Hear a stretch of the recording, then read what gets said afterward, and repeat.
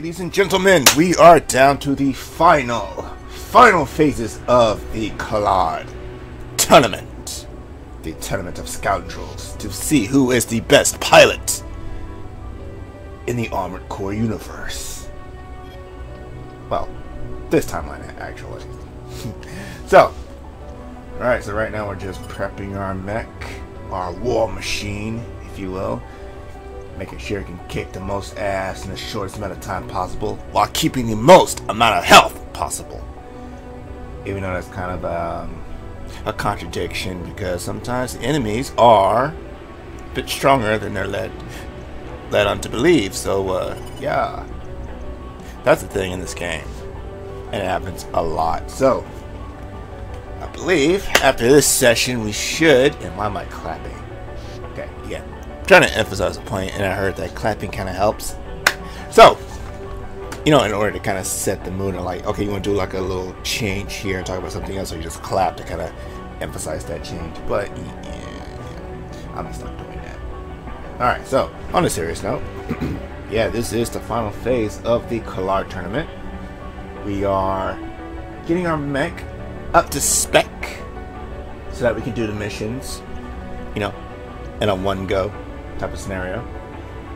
I'm not using the quote-unquote speed build, which is basically all firepower, and actually someone in the game does kind of mention that, but it's like towards the end, and it's like, huh, it's like they're only relying on pure firepower. What morons.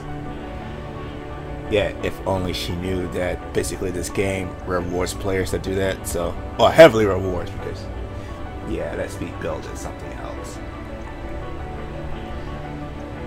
And you can make it fairly on the cheap, depending on your playstyle.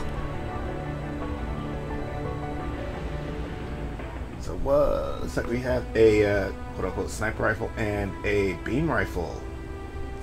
Ooh, very Gundam-esque.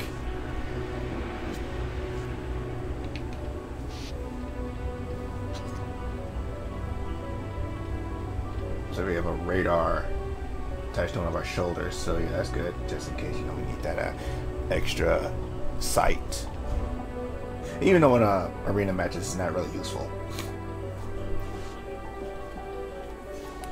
Hell, even in the snow it's not that useful. God damn, even if you have like the most advanced radar system, it's still not even useful whatsoever. Alright.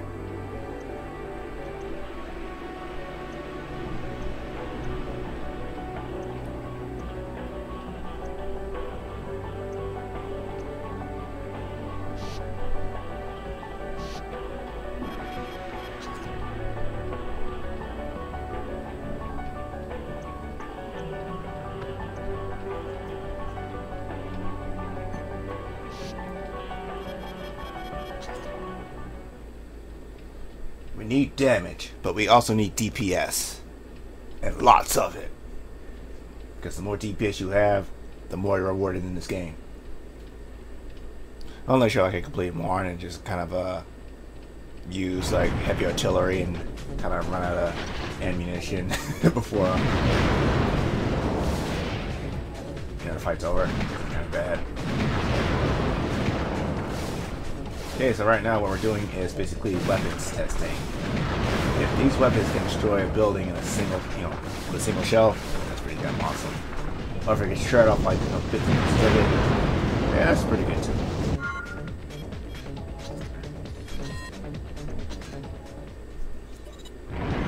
The world is not what it once was. Now it's only a barren wasteland.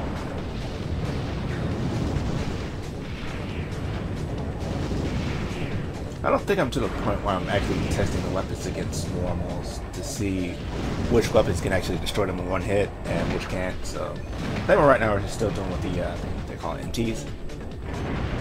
It's like the basic bitches of mechs.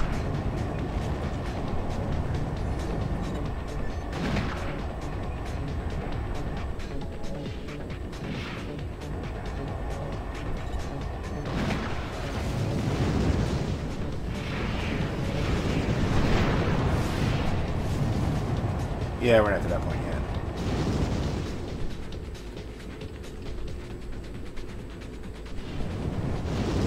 already got that one S rank under your belt, so you're still thinking that you're going to be fighting a combination of MTs and normals throughout the game, but no, you're not.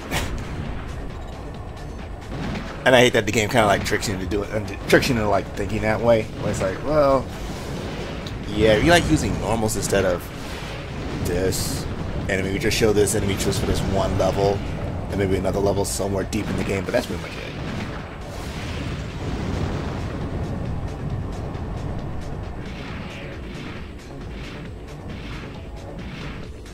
In a game with virtually no storyline, how can you have fun?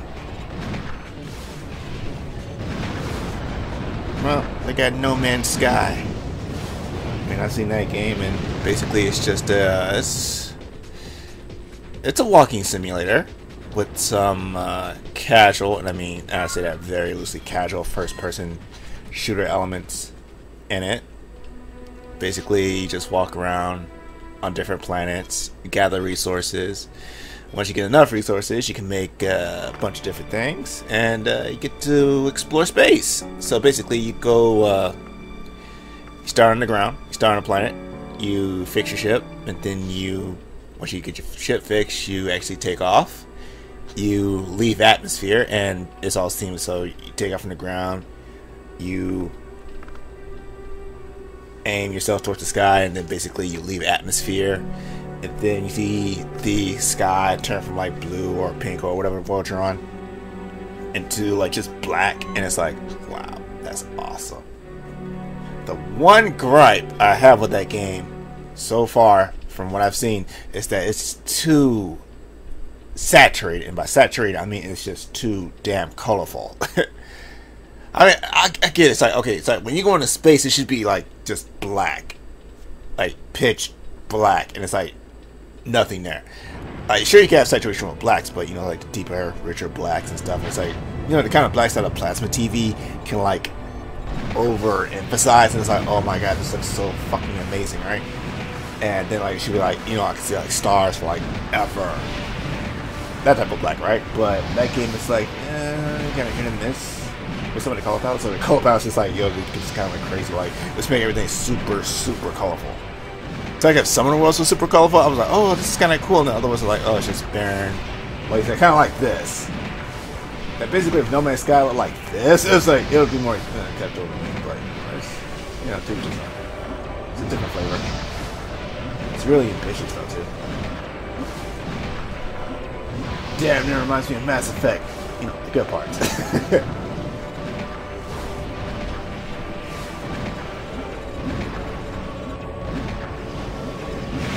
Another thing I don't really have a gripe against that game was like the different ship designs. It's like, come on, it's like, but the huge amount of like resources available, like, it's like, why would you choose those specific ship designs for like, oh, here we go, you can't do anything cooler.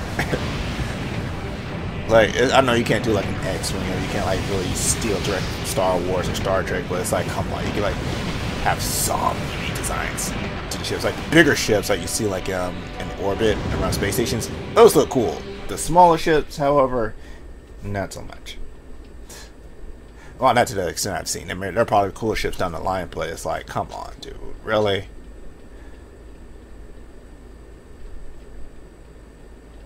And I don't know if you can do this or not, but if you can go third person in that game, that would be really, really awesome. Especially when you're flying around in space. You know, first person is cool, like, it immerses you, but if you could go third person, like, in your ship, and it's like, oh, yeah, this is awesome. That way it would make dogfighting look a lot cooler, too.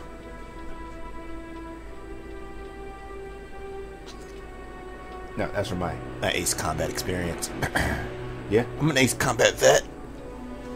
And an Armored Core vet, so yeah, I know what I'm doing when I'm behind the machine. Yeah, I like being surrounded by layers upon layers upon layers of metal and technology. Oh, you're going with two. Was it two sniper rifles? Okay, I get why you're going with two sniper rifles, because you're trying to eliminate that that energy deficit. So when you, every time you're like when you're in air, since you like to fly in the air a lot, basically your energy levels are constantly draining.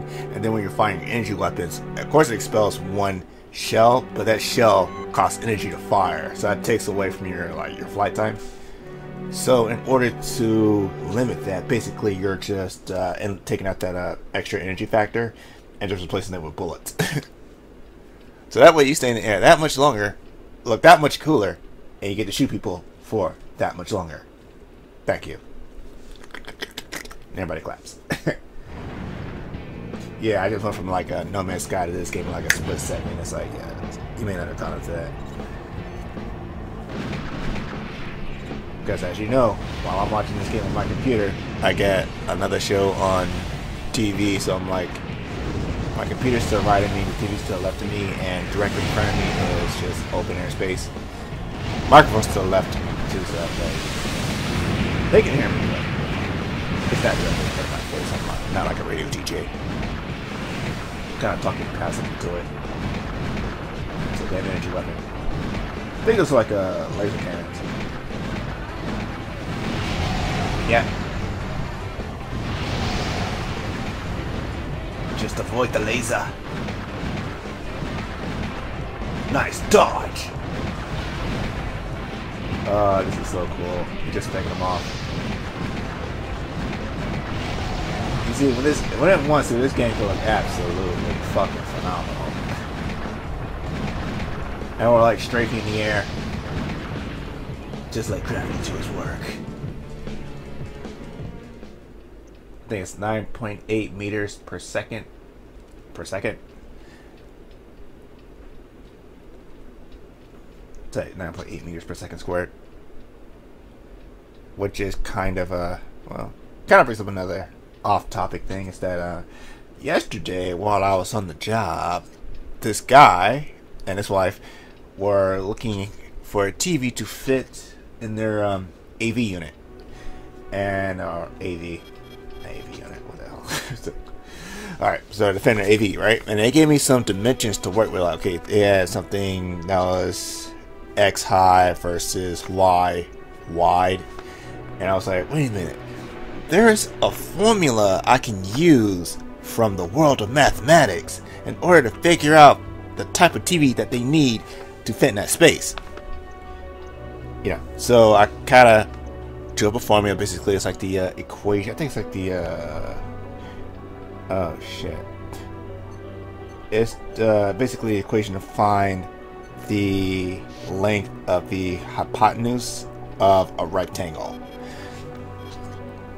And yeah, just basically find that, like, that distance, and I just put in there basically it's like the square root of a squared plus b squared, and then you just punch in the numbers, and then after you finish the equation, after you square like the final result of whatever the a squared plus b squared thing was, you come up with an answer. And that answer was 32 on the nose. And I was like, okay, so you need a TV that is at most. But I didn't say at most during this. I was like, you need a TV that's 32 inches wide to fit in that space. But that's kind of wrong. It's right and wrong at the same time, because it's right because basically that's the dimension. That's like the length of the diagonal for that equation. So it's right in that respect. But in terms of the TV that they needed a TV that was a bit smaller than that. So maybe a 31, at most a 31 could fit in there. That's taking into account the bezel. So if you're taking that into account, maybe a 30-inch TV or maybe a 28. Because you have to factor in the bezel. Because if you just factor in the screen alone, it's like, well, you just do that, but then you have to kind of factor in the other thing. But if you're factoring in the bezel, then it's like, okay, you need a TV that's this small, but a bezel that's maybe like this wide, so it'll fit properly. So, yeah. Kudos. For math. Yeah. Sometimes it's awesome. Sometimes it helps you out in a pinch where you need to find something, the answer to something. Yeah. So that was like one of the highlights from that day yesterday. But you know, things are starting to turn to shit. So yeah. Maybe maybe in the market for a new occupation soon. Don't know because unless things get better. Yeah, it's just messy. It's messy. Let's just put it that way. So whatever tactics these people had, they have lost sight of, and it is showing drastically. If this was a military operation, dude, seriously, I would be considering joining the enemy right now. Because it's like, yeah, if the enemy is like more tactically inclined than you are, then yeah, I'm going to offer my services to them instead of you. Because eventually you're just going to get me killed.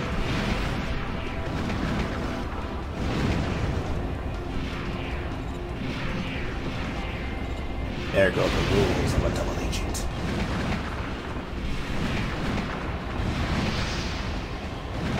I like the sound of these guns. They sound really awesome.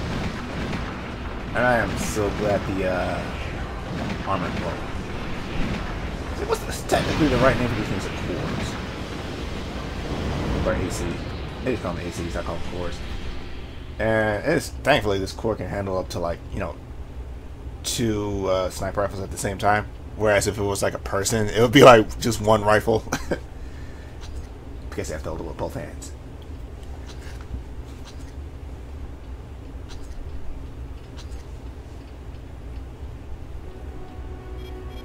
So I wonder how far up the food chain am I? I know this is the last session. I think I'm in the single digits because I think I fought White Glint in the last session and she was at rank 9, I think.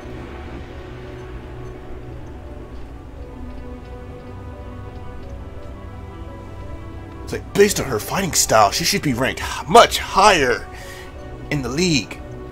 But yeah, they don't do it because of you know, they don't want to become a target. Because if you're like the #1 person in the rank, it should have been like this. It's like if you're like the higher you go up in the rank, the more targeted you become as a pilot. It's like, oh, this guy's really good, so we're gonna like really strengthen our numbers. Or they hired this guy and he's really good because he's like this rank in the Collard. So yeah, we're gonna bring out like our best and brightest to like fight this guy. And that kind of sets you up for failure because basically your people, the people that hire you, are going to send you to like even more dangerous missions, or kind of use you as bait because they're like, oh yeah, this guy's like he's really really good at what he does, so he can probably survive on his own, which is what I think GA does on one mission. So yeah, we're gonna let you fight this arms fort for us, and this is like on the second run of the game. With the speed class, with the speed build, and they're like, yeah, we're gonna make you fight this arms fort, and pretty much it's gonna be a straight up fight. All you have to do is just take out the treads and then just make it stop, and that's pretty much it. So yeah, once you do that, the arms fort opens up, and it releases about like 1 million normals. It's like, oh hell, you have to fight all of these things by yourself. Oh, but wait, we have an arms fort on our side to help you out. It really doesn't do anything. It doesn't aim for the normals whatsoever. It just aims for the other arms fort. And it's like, seriously? Seriously? Even you have an arms fort on your side. Why can't you launch your own normals to help me out? I mean, now that seems like the most beneficial thing to do, right? No. But yeah, we're just gonna fire blindly at this other arms fort and let you deal with the hundreds upon hundreds of normals flying about with a limited arsenal, because you actually have to fit yourself to fight the arms fort and not the normals supporting it, because you didn't know about the normals that were going to support it, because you were fed inaccurate information by the organization that hired you, and they're like, oh damn, those bastards. It's like they knew what we were getting into, but they didn't tell us. Assholes, man.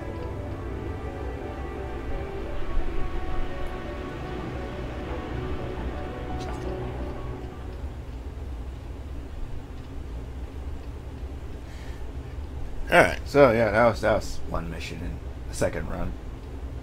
Don't worry, guys, the first run is going to be really good too.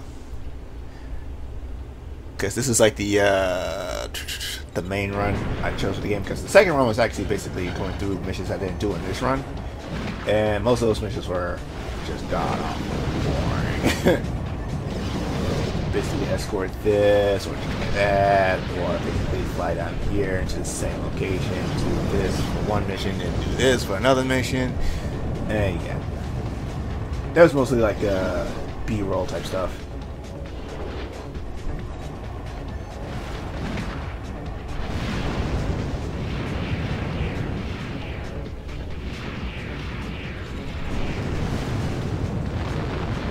You know, for a moment.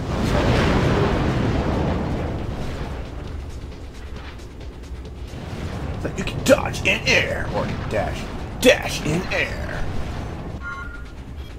Air dashing for the win. Coming soon to Street Fighter. Cross Tekken 2.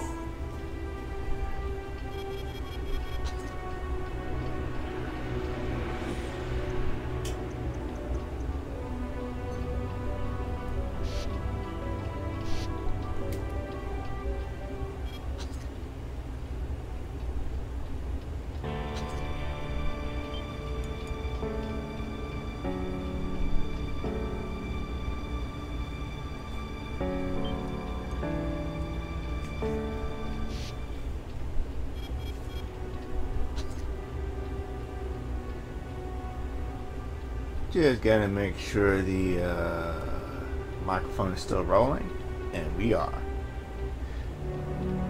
Well, it is. Not we.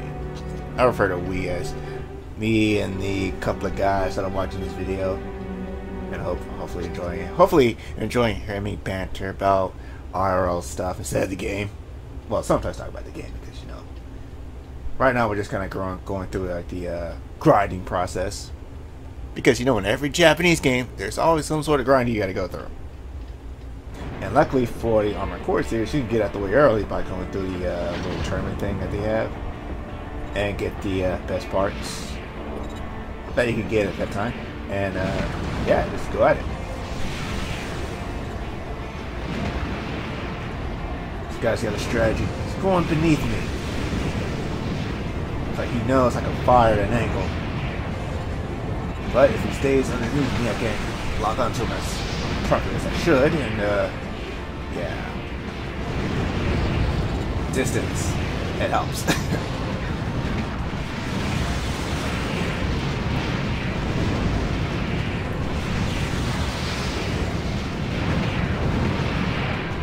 Yeah, he's got a plan. And,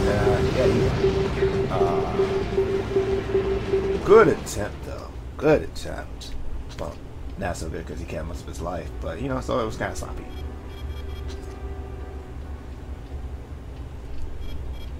Is he called feedback? So, yo, here's your feedback. Your mech design sucks. So, if you want to make it past me, you're gonna need a. Oh, never mind. Let me shut up. So, yeah, I'm gonna have to blow you up now. Sorry. Your mech has a lot of health, so I'm just gonna use some.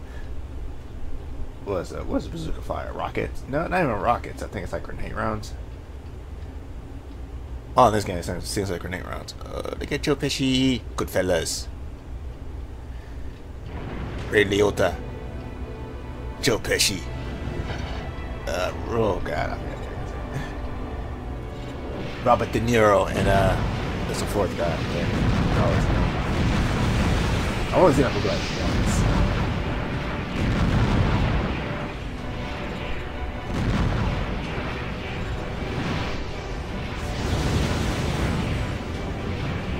Wow, he's fucking fast, though.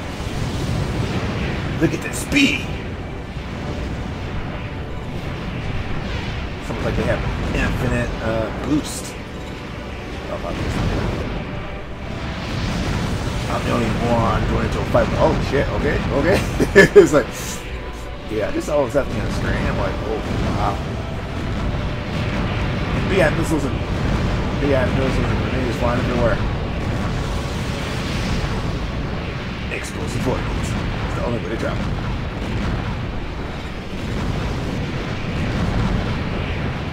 Get in closer! Go for the body!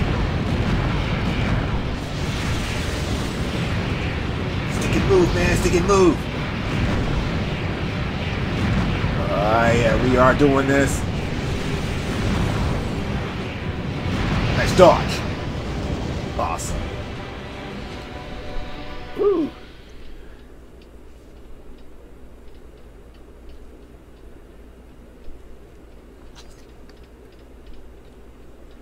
It's like, dude, if there's ever a mission where we can partner up, I will definitely choose you. Because he knew what the hell he was doing. Him and like that blind bolt guy. Oh my god, no. You see, the guys that are a pain in the ass to fight in a tournament are the guys you want on your side when you're doing missions. Because you know they're going to get shit done.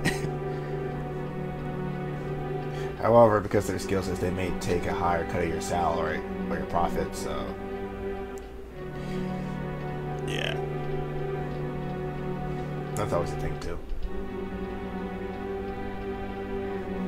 You know, your mech will look so cool, but, yeah. About your mech. It may look cool, but, yeah, more to that shit in a second. Sorry to say, guy. Oh, but he's worth 200,000 credits. Yeah. Or the currency of No Man's Sky. Units. Because they get tired of using credits. Like, oh, this is like, you have 1 credit. You have 2 credits. You have 1 unit.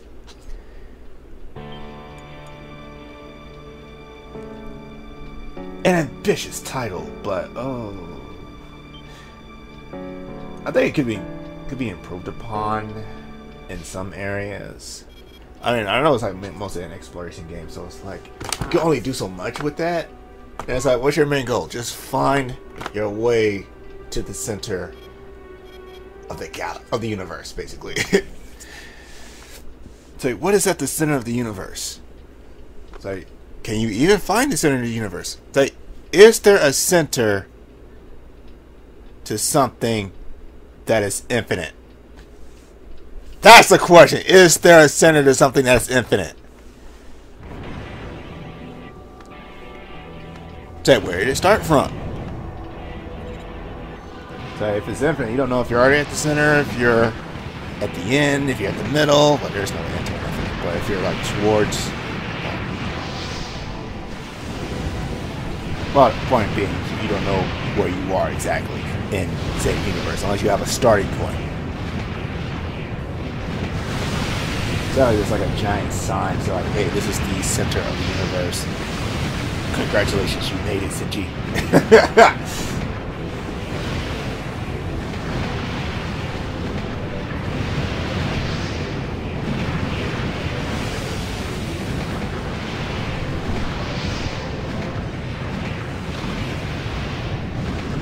Alright, blue and gold. Who knew? And he is dead. So much for your fancy paint scheme.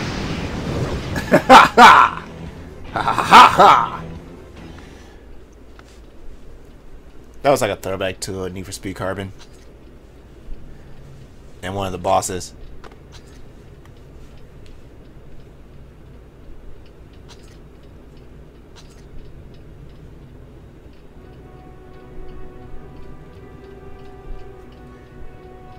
Ambient. Whoa. It's a fancy crest. This guy must be rich.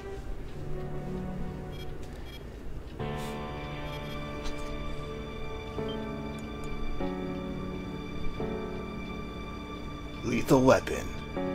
A movie franchise once rated R. Now reduced to a PG-13 rated box.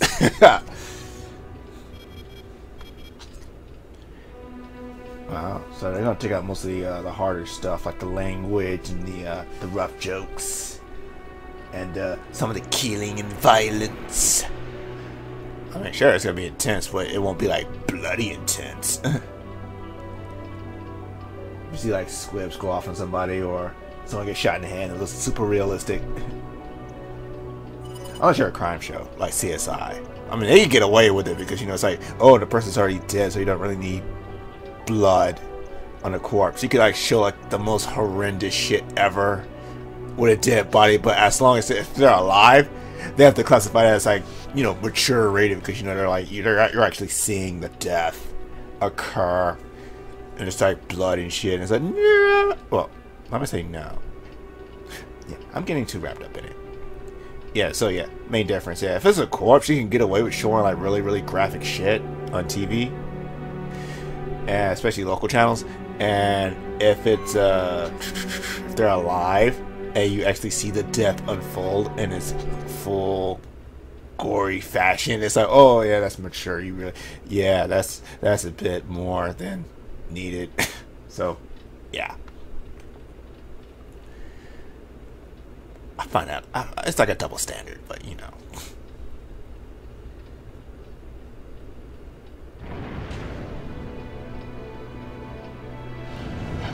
I think the one show that actually bounced around having like different ratings, like for content wise, is actually X-Files.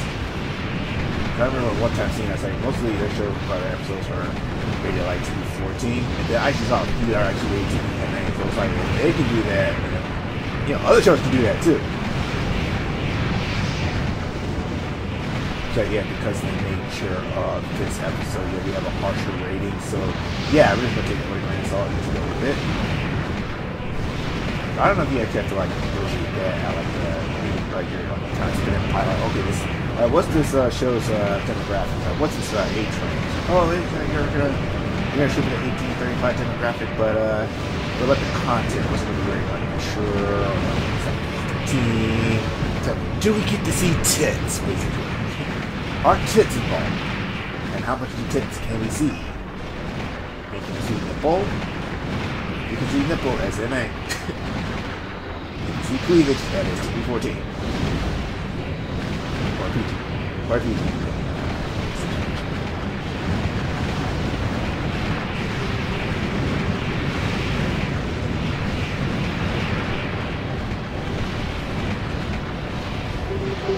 Like high level gameplay. Oh, we're talking about other shit right now. It feels like a real commentary.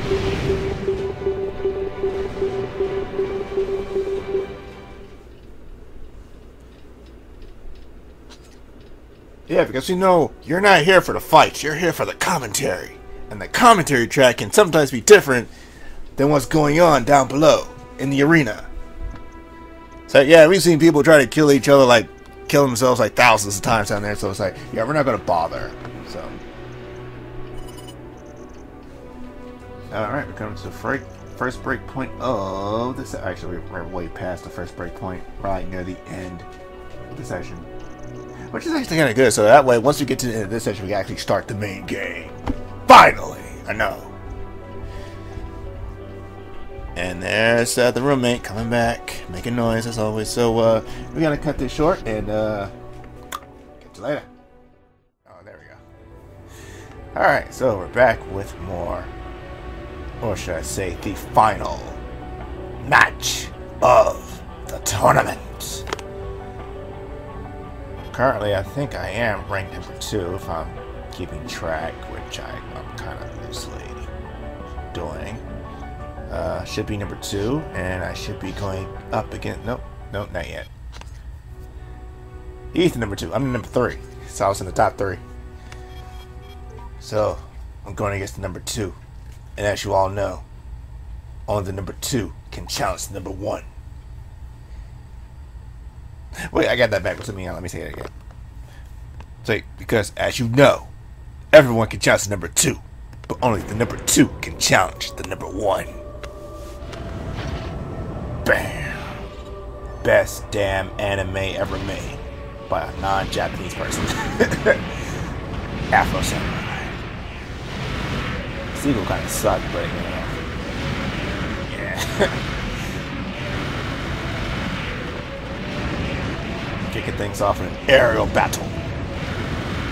You want the air supremacy? Yeah, I don't think my weapons are doing jack shit against them. Nope. You know, the one thing with machine pistols, so you gotta know that, oh, they're doing something. It's that has to be continuous damage. You can't just stop. That's the one catch. If you're working with automatics, it's gotta be continuous damage to like build that shit up.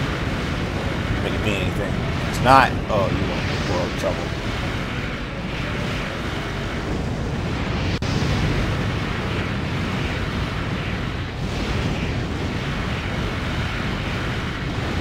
Starts to chunk your health.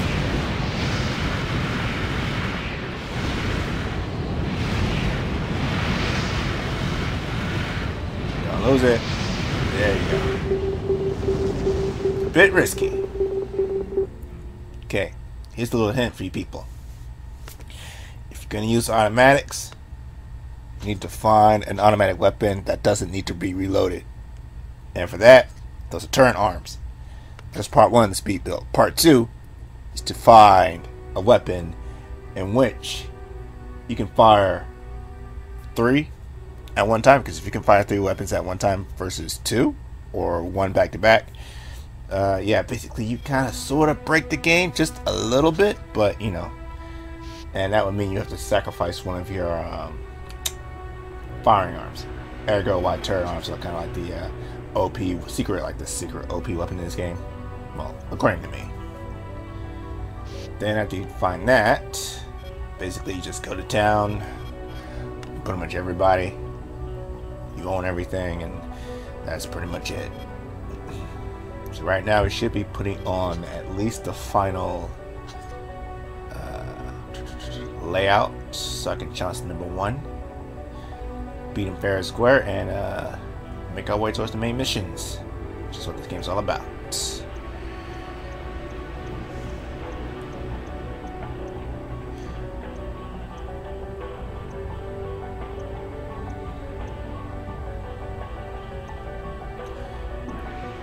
Alright, so how do you want to handle this? You want to go in explosives, you want to use precision weapons, you want to tear it up with some automatics, lasers, grenades, plasma, you want to use rockets, you want to use granadas, EMPs, you want to use sharp sticks, you want to use rocks.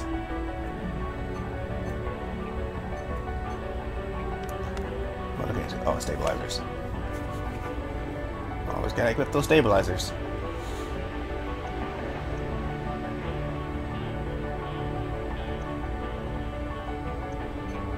The final 10 minutes. This is it. I can feel it. You're gonna be the champ. Then once you have that number 1 spot, any mission becomes negotiable. The payouts. It's like, yo, I want this much money for this mission. If that were only possible, it's not really possible though. You know, they should do that in like a future installment of Armored Core if they ever get around to it. In which, like, based on your Collard rank, that kind of influences the amount of money you can get from the mission. So, say if you're like basically a bottom bitch, you get like the shit payouts. Or like the standard payouts for like the missions. But if you like, you know, you increase your ranking, that kind of like influences, like gives like a bonus factor. Like, okay, so you're this much, so you get this plus times like whatever. Maybe like a percentage increase. Because you demand that. Oh yeah, I get this plus this because I'm this.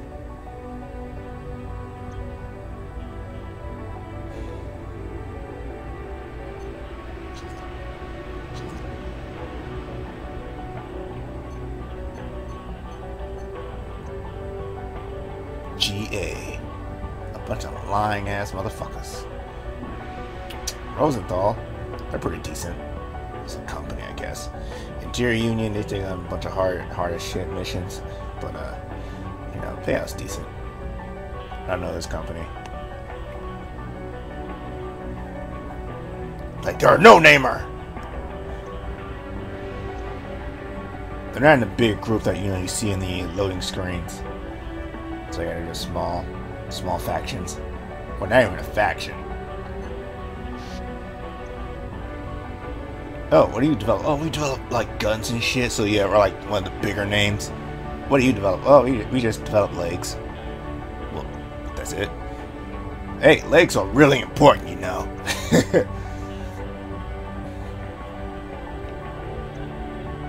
You know, tank legs, that's just a waste of time. Severely.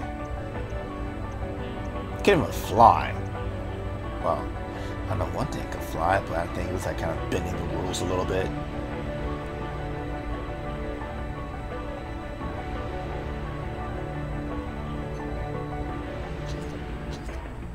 You know, just think about it. If the Wing Zero had tank legs instead of regular legs, how that would have worked out. Or having a main mech, like an iconic mech with just tank legs, and it's like, seriously? Doesn't look as good, does it?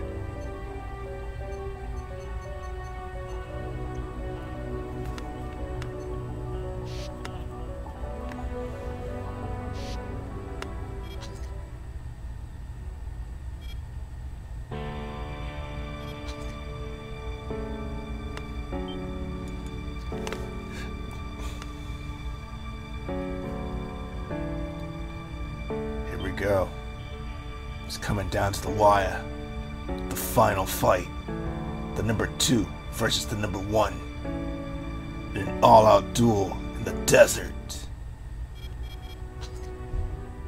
This mech looks serious too, yo. A lot of forest missions I'm guessing because of the color scheme. This guy likes it secluded, but in the desert, you can see everything for miles.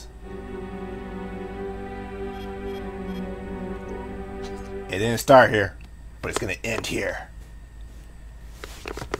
I would put the earbuds in, but you know, we came this far without them. We can finish it without them. Gotta speak proper. You know. Here we go. Begin.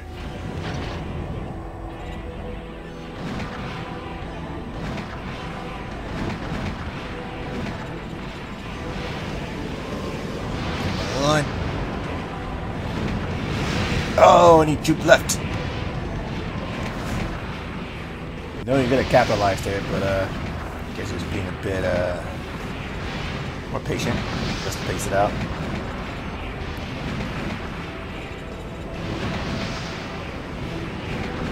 Getting a lot of hits coming from the left, man. Come on.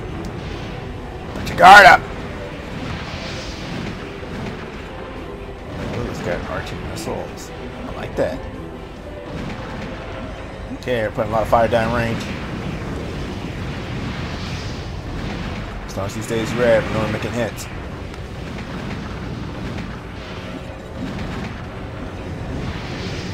Nice cancellation.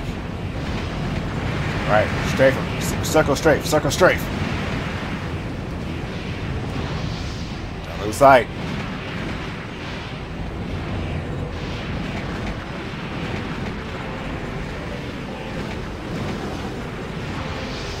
You're so close, you got life lead.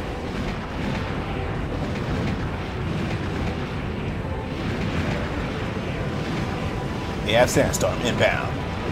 And you won! You're the champion! The champ is here! Now, to desecrate all and to save the League from Line Arc, who aren't really the main enemy in the game. Spoiler alert! Ooh, voice cracked. That is not good. Alright, see you in the main mission.